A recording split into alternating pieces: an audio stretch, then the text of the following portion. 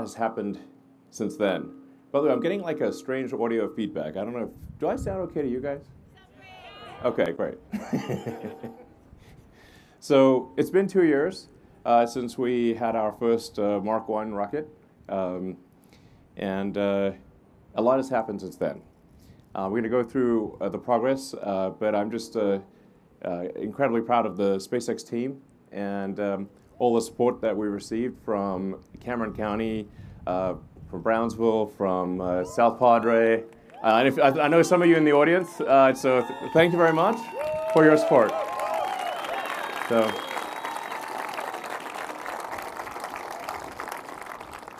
So before we jump into the details of what's happened over the past 2 years, I think it's worth just talking a bit about this, like why are we doing this?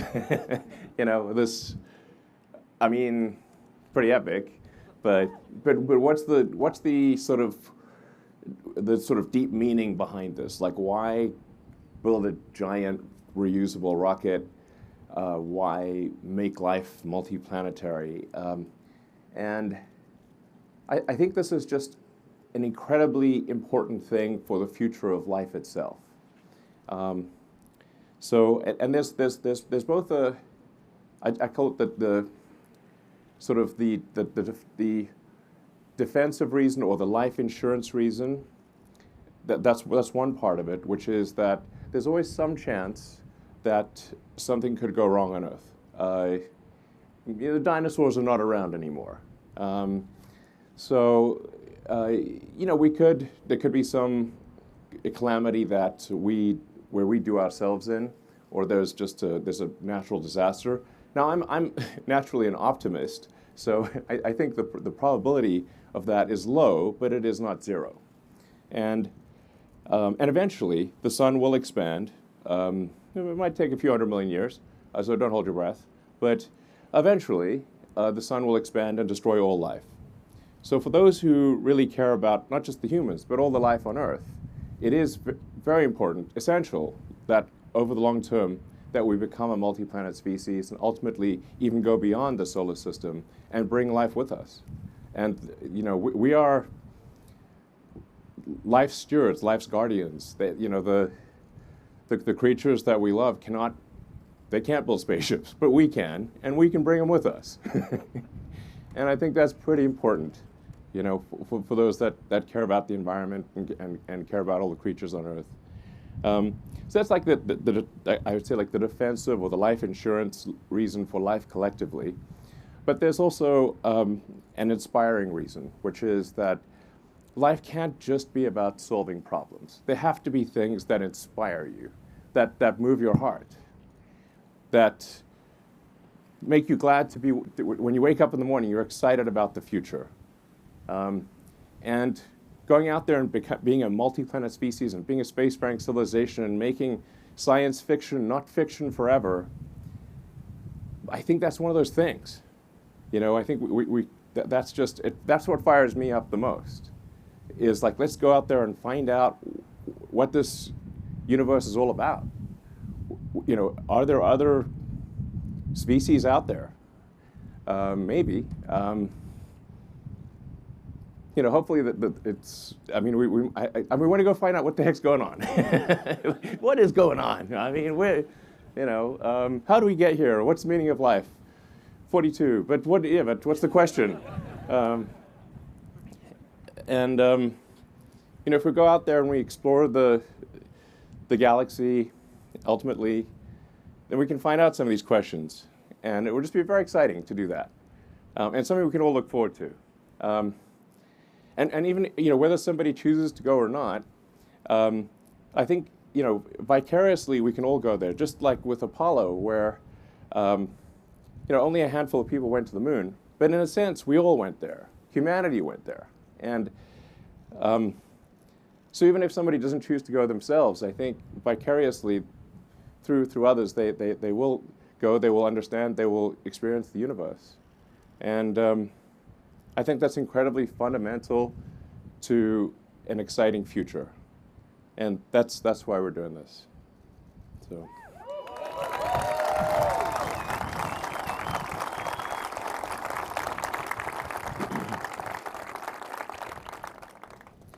And yeah. Now, one of the rebuttals we'll sometimes hear is, like, sure, but what about all the problems on Earth? And I completely agree that the vast majority of resources should be dedicated to solving problems on Earth. Absolutely. I'd say like more than 99% of our resources should be oriented towards solving problems on Earth. So it's important to note that like NASA's annual budget is only 0.36% of the federal budget. And in fact, of the national GDP, it's less than 1/10 of a percentage point. So it's like we're only spending 0.1% of our resources on space. I think that's okay. Like we'll be fine. So just to make sure people don't think like, well, is he suggesting that we just spend everything on space? No, I'm suggesting like maybe 0.5% or something like that. We'll probably be okay. And I think given this establishing security for life itself and having an exciting future and inspiring kids about the future, I think it's worth it, basically. Yeah.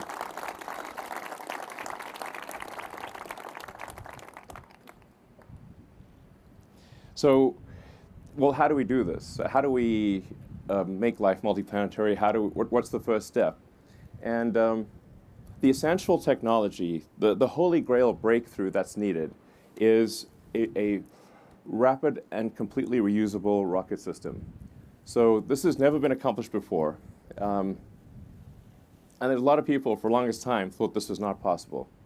Now with Falcon 9, we've been able to show that you can have reuse of a boost stage and reuse of the fairing. So with Falcon 9, we've demonstrated a lot of reuse of the boost stage and of the fairing.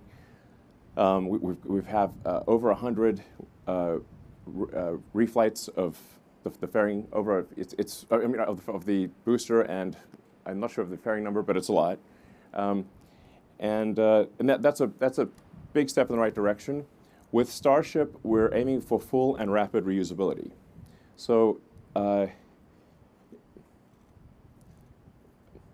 we obviously need to accomplish that. That's not done yet, but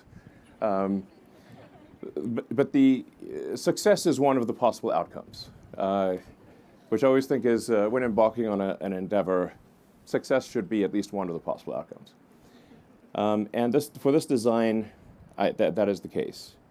And we're aiming for rapid reusability, which is why the booster is going to take off and then fly back to the launch tower and aspirationally land on the arms, which does sound insane, or as Bill Riley would say, audacious. But if it does come in too fast and shear off the arms, then I guess it will be a farewell to arms. Sorry. There's the dad jokes, I have to warn you, they're only going to get worse.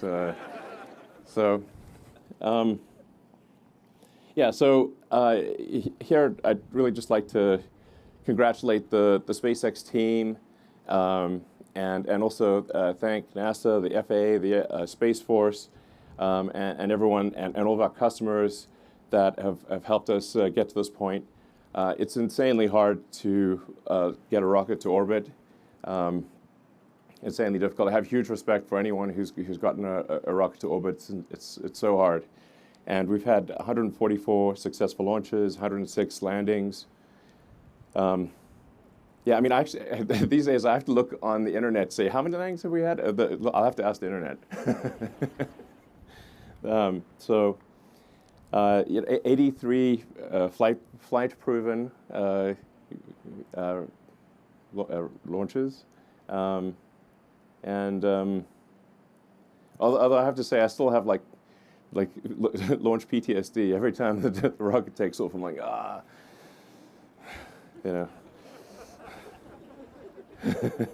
I just see all the ways that it could fail. Like, but and then this year we're actually aiming to have around 50 launches, so it's about a launch per week on average, and yeah, so it's a hell of a year we got ahead of us, and in terms of mass to orbit, if you look at like tonnage to orbit, this bar chart that we'll show here really illustrates how profound a rapidly reusable rocket, especially a big one, is, what effect that has on total tonnage to orbit. So the total mass to orbit to date of Earth is around 15,000 tons, maybe 16,000 tons. And the mass per Starship, after a year, just 1 year of launching, if it launches 3 times a day, would be equal to all the mass to orbit of Earth to date. That's just one Starship launching 3 times a day for a year. Now, if you have,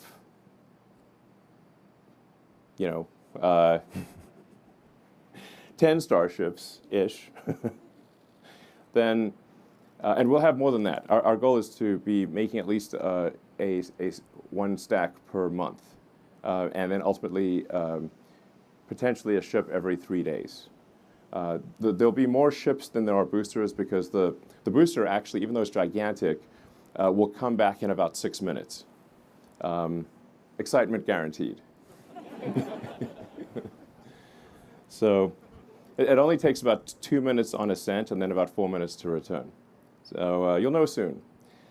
The ship has to complete at least 1 orbit around Earth, and sometimes maybe 3 orbits or more.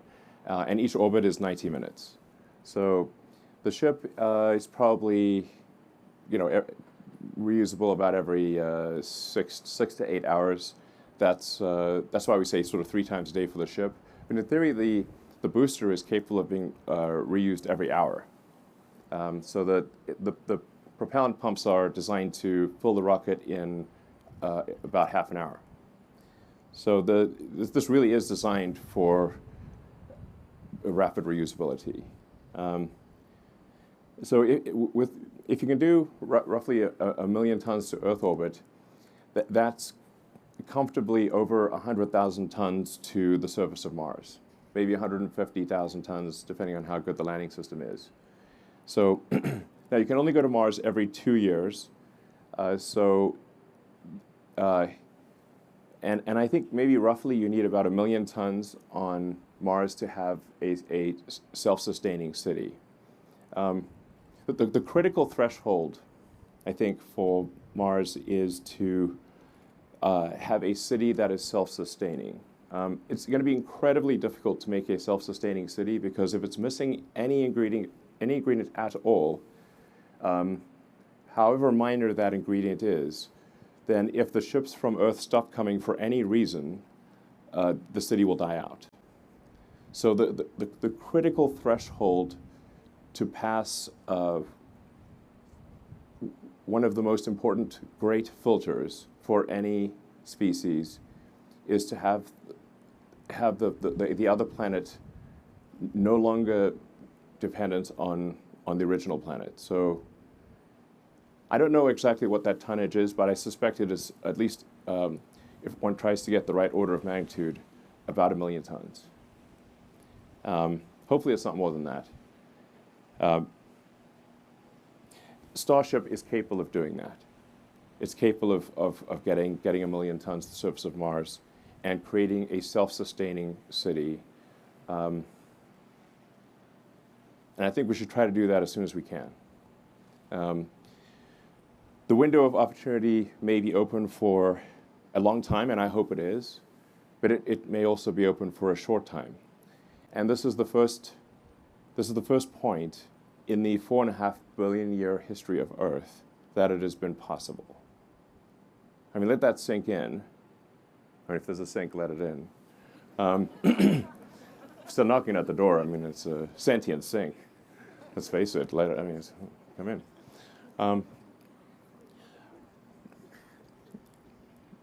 So,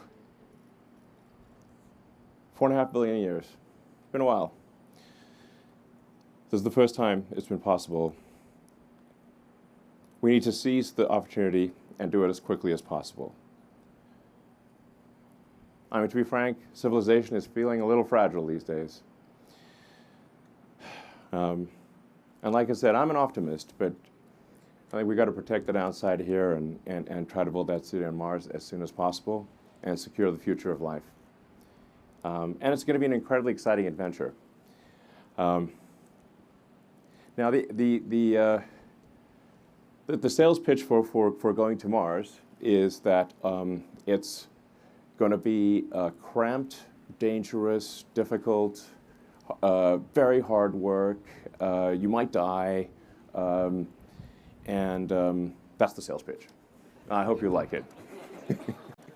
So far from being some sort of escape hatch, it will be extremely difficult and dangerous and tough.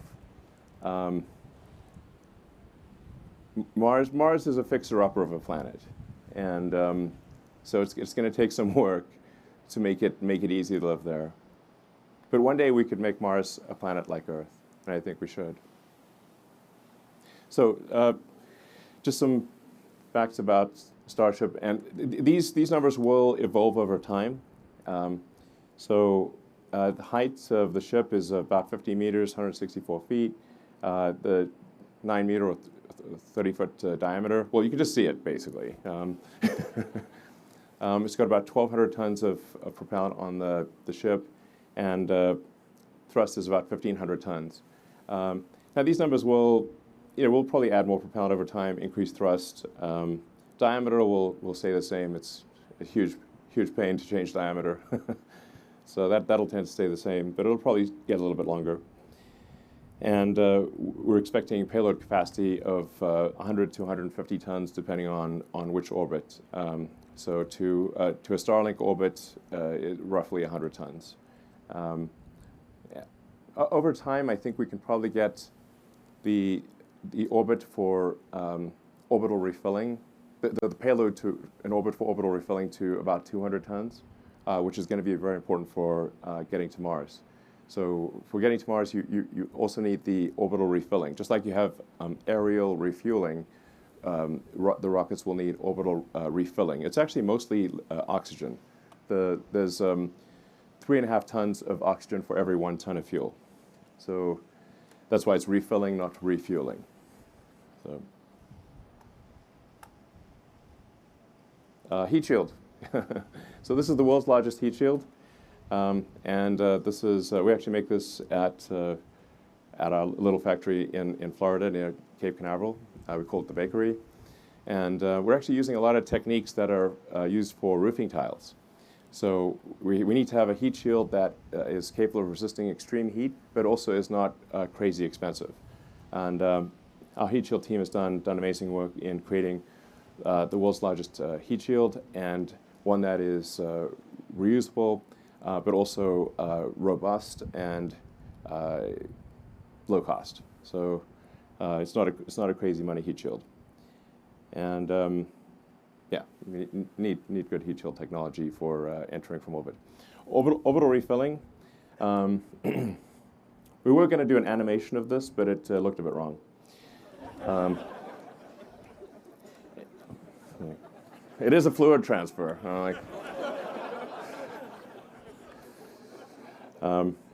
So, yeah. Play a little Barry White, Okay.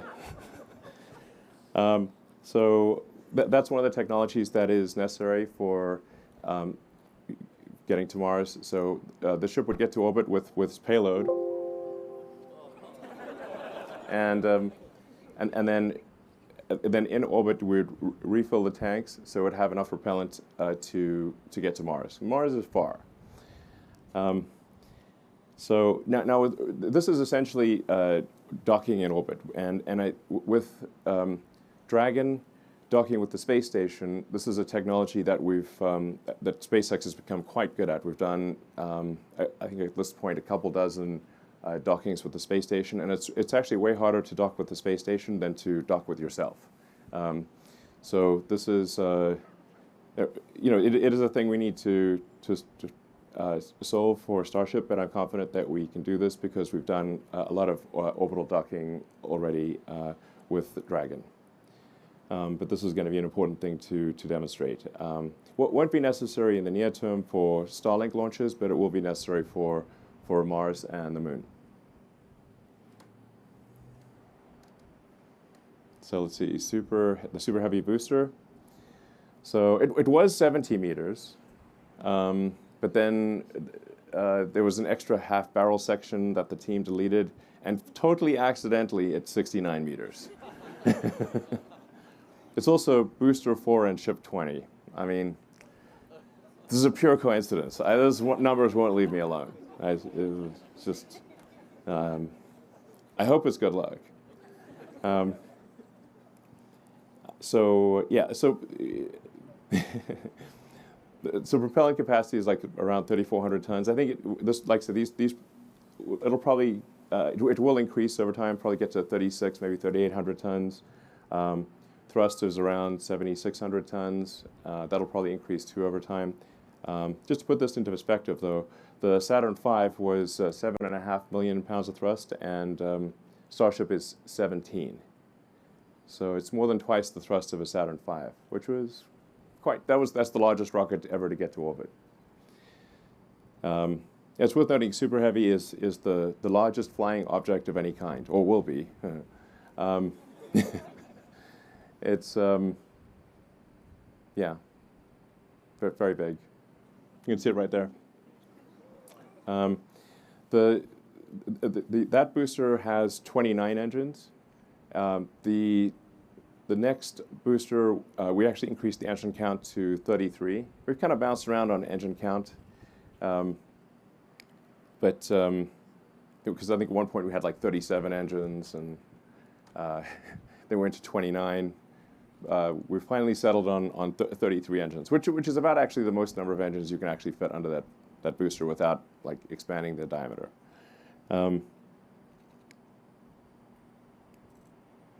Yeah, and then this tower, this tower from design to construction was 13 months, so it's quite an epic structure.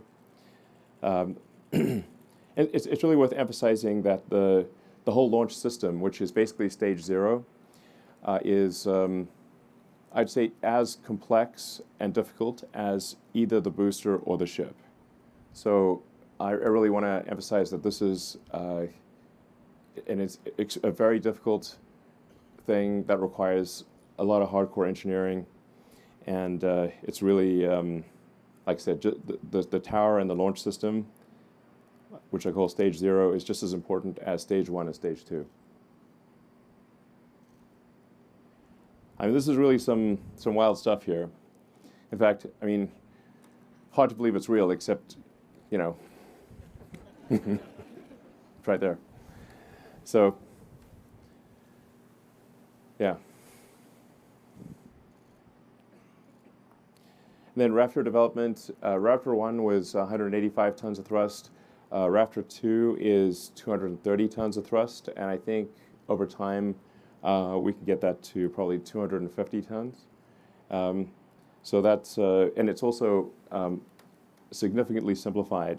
So you can see the difference between V1 and V2. The V2 is, V1 looks like kind of like a Christmas tree spaghetti pile. A lot of fiddly bits.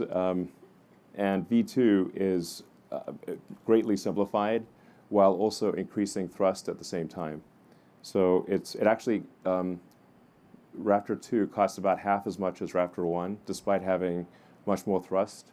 And I think just generally being a much easier engine to build and a more robust engine. So very excited about Raptor version 2, and it's only going to get better from here.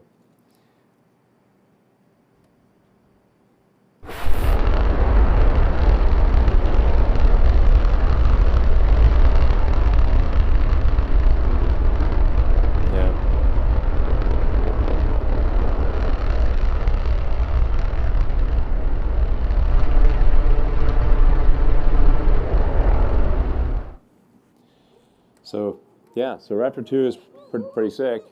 Um, and we've actually, the peak thrust that we've operated Raptor to at this point is 247 tons. And so I'm confident that with some improvements we can get to a 250 ton operating point, and continue to simplify and sort of robustify the engine. So it's really it's a spectacular piece of engineering, extremely difficult to make and succeed. Engine has been mind-bogglingly difficult, but it is one of the essential keys to. I mean, it is essential, obviously, to making Starship work. It'll be the first full flow stage combustion engine to get to orbit. Yeah, kind of need that ISP and thrust to weight. So so why Starbase? A lot of people like say why Starbase? Why here? And we kind of needed a confluence of factors. The getting to orbit, you want to launch eastward so that you have help from Earth's rotation. So the closer you are to the equator, the more of a sort of a boost from Earth rotation that you get. So you want to be as south as possible and launch eastward. And then, it's always possible that something goes wrong. And so you want to have a good clear area. You want several miles around the launch site to be unpopulated or at least clearable. And that doesn't actually leave a lot of options. It's basically here and Cape Canaveral or Cape Kennedy is where are the other two possibilities. And then because we have had a lot of launches going out of the Cape, we didn't want to disrupt the Cape activity, the operational launches, with sort of the advanced R&D of Starship. So it was important to decouple the operational launches from the R&D launches, and that's why we're at this location. And once again, I'd just like to thank Cameron County and the Brownsville South Padre and the remaining residents of Boca Chica Village, where I live, by the way. It's my primary residence, is that little village over there. So, and it's been great. It's been great being here, and yeah, super appreciate the support of the community. Yeah. Anyway, thank you.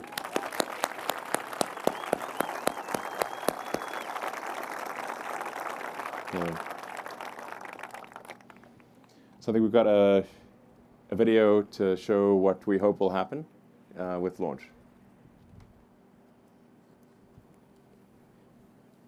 We'll play it now.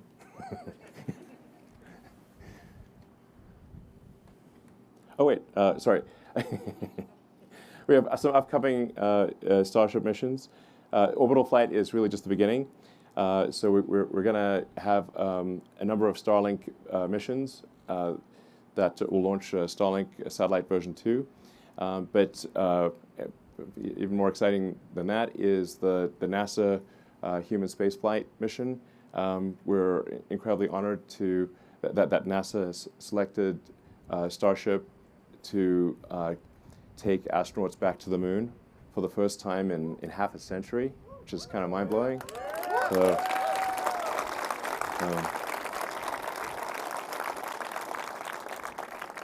I'd just like to say, SpaceX is just deeply honored and appreciative that NASA would choose us for this incredibly important mission, and we'll get it done.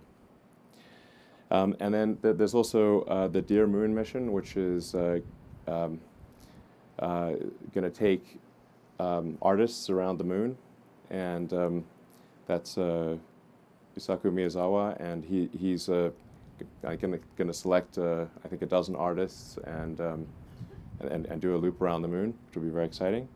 And there's going to be some future announcements that I think people will be pretty fired up about. So anyway, super exciting future ahead with this. There'll probably be a few bumps in the road, you know, but we want to iron those out with satellite missions and test missions and get to a high flight rate and then have something that's extremely reliable for human spaceflight. So, yeah.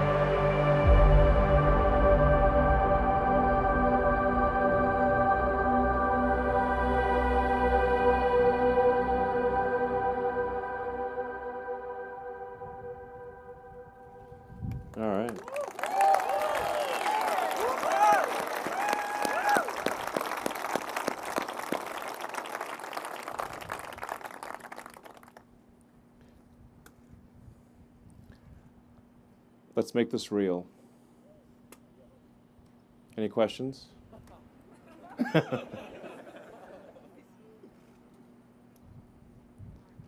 Let's make this real. Cool.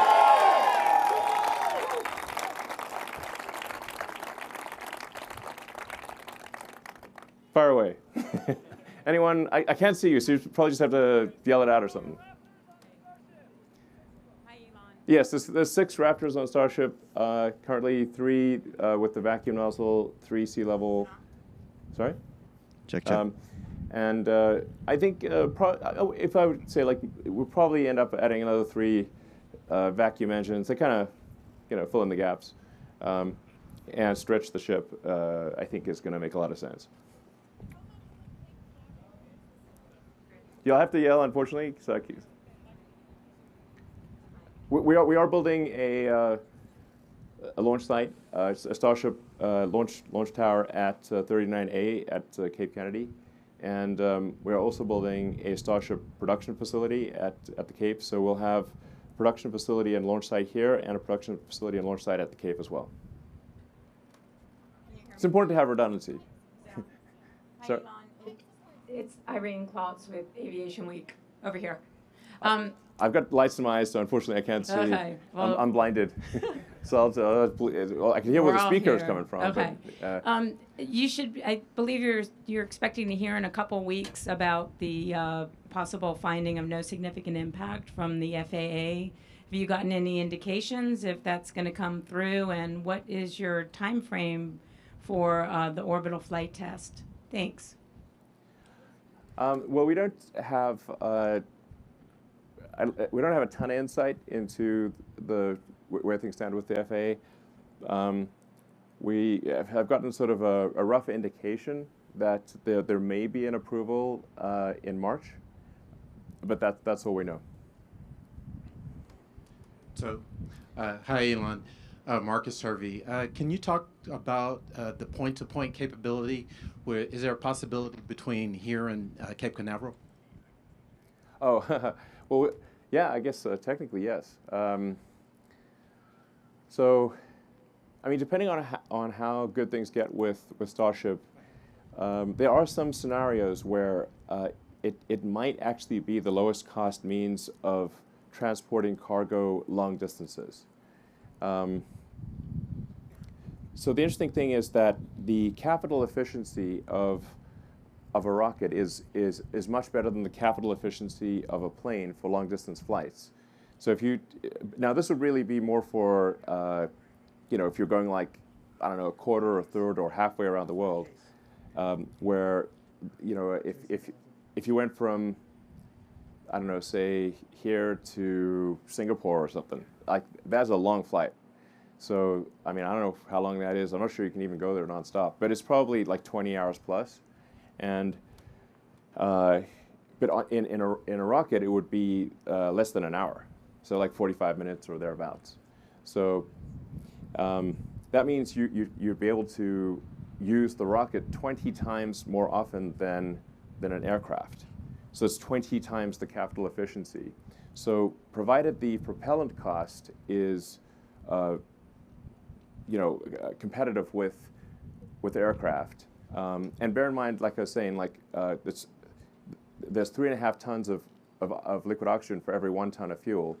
And liquid oxygen is basically just the cost of electricity. Because it's in the air, basically. There is a scenario where it's economically compelling to do long-distance cargo and people transport with Starship. That'd be very cool, and I think that'd be great for getting a high flight rate and a business case for supporting a lot of Starships operating. And basically, nothing's faster than a nice EVM. We got a question right here, Elon, right in the middle, right here, right, hands up in the middle. I mean, I literally have lights in my eyes, and it's pitch dark in front of me. It's fine. Hi, Elon. Michael Sheets with CNBC. You opened this presentation by addressing a little bit of the criticism that's been aimed at space travel being seen as maybe a pet project or not really valuable to folks who have problems here on Earth. I was wondering if you could get a little more into the specifics on comparing not just the U.S. government spending that's happening on space travel versus other things, but maybe in terms of SpaceX itself, how you and private investment on a dollar value compares to the taxpayer-funded projects or contracts that SpaceX has won over the years. Well, I think objectively, the cost efficiency of SpaceX is the best in history, I think, for any rocket development, and we are talking about a rocket that's more than twice the mass and thrust of a Saturn V, and also designed to be fully reusable, which is obviously also much better from an environmental standpoint to have a fully reusable rocket, for a development cost that is, I don't know, between 5 and 10% of Saturn V. So that's pretty good. Because we need to make it work, so it's not worked yet, but it will work. Might be a few bumps along the road, but it'll work. I feel at this point, highly confident that we'll get to orbit this year. That's we're making a lot of rockets, making a lot of engines. We're close to achieving a Raptor 2 every day production rate, so sort of 7 a week, which is tough for a complex engine. And I think by the end of this year, we'll be able to produce a ship and a booster per month. So this is I don't know, at least an order of magnitude, maybe 2 orders of magnitude more efficient than anything in the past.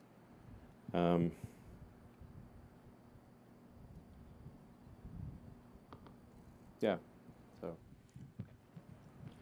Hey, Elon, this is Joey Roulette for Supercluster.